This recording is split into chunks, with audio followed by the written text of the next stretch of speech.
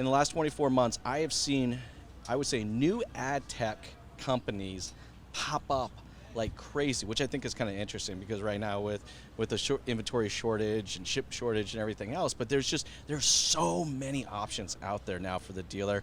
What do you think has changed kind of in the ad tech space in the last 24 months? David, I'll start with you and I'll work my way down. Sure. I mean, I think, well, look, a lot of it has been over the last 2 years, dealers got lean. Yes, exactly. Budgets got small. They're not spending $25,000, $50,000 a month where they used to.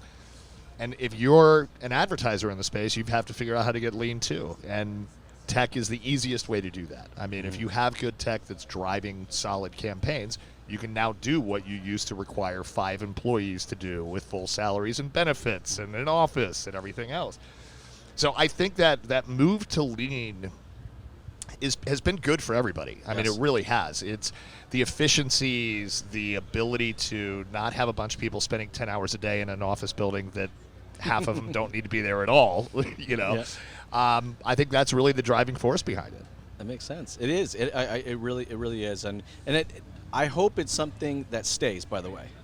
Right? I agree completely. There's so many efficiencies. There's so many, I would say, ad spend waste that was happening prior that I don't see happening right now, and I hope that's a snowball of change that continues to roll on. Aaron, for you, what do you think has been some of the biggest changes you've seen in kind of the ad tech space?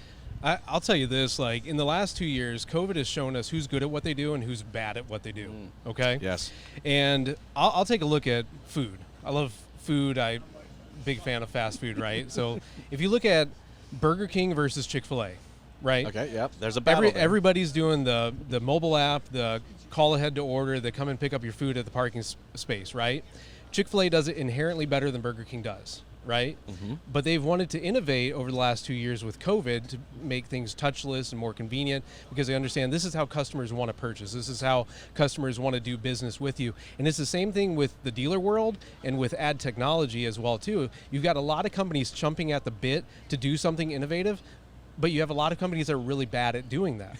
So honestly, I mean, I hate to say it, but it's a truth that needs to be said, is it's like all that we've seen is like who's really good at what they do and who is not. And so I think you've got a lot of companies that are really good at what they do that have risen to the top of the pile, right? And then you have a lot of innovators that have come out that have seen how bad other companies have been throughout the years for probably more than 2 years, right?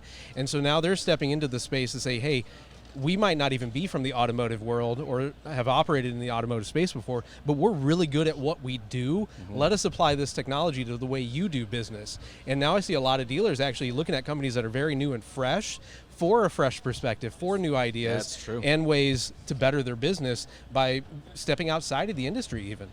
No, you're 100% right. I think the last couple of years, you have seen that cream rise to the top. Exactly. All right. Yep. You see which, ad tech companies, I think, really did have an operational understanding of what their dealer clients were going through, and pivot some of their tech or their solutions or their offerings to that operational understanding that they have. Joe, for yourself, what have you kind of seen, as far as changes go in the ad tech space in a couple of years? Sure. I think COVID had forced a lot of dealerships who weren't consumer first to think about the consumer. And what I mean by that is, I just spilled the White Claw on me. What I mean by that is we had to adapt to the consumer because now it's them first versus dealer first. That's true. And though the dealership has the upper hand because there's not a lot of inventory, we still have to think of how consumers shop online.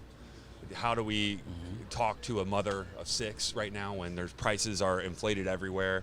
And consumers are smarter now than they've ever been. So we have to take accountability for that. Is a lot of people walk into the dealership knowing they're about to pay a premium. So how do we make that more comfortable for them?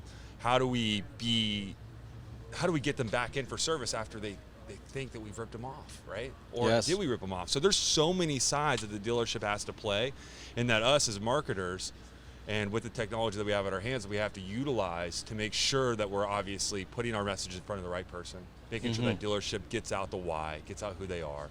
And, we don't have to make it as complicated as tech. People think tech is, because it's not honestly that complicated. It's about making sure that we're positioning the dealership in the correct way. We're getting in front of the right consumers at the right time and staying consistent. Yes. One thing that I love that we've done is not just trimming the fat, but as well as just being able to like, hey, how important was branding in the first place? And I think that that's came back full force versus everyone thinking about that lead,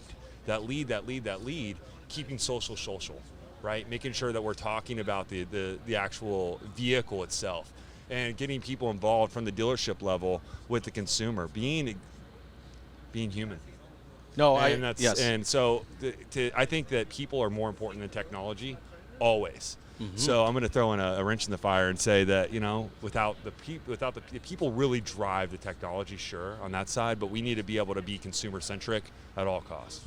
Thanks for tuning in to the Matador Yachtcast with your host, Jason Harris. Don't want to miss new content? Be sure to check out the full podcast library at matador.ai to stay in the know.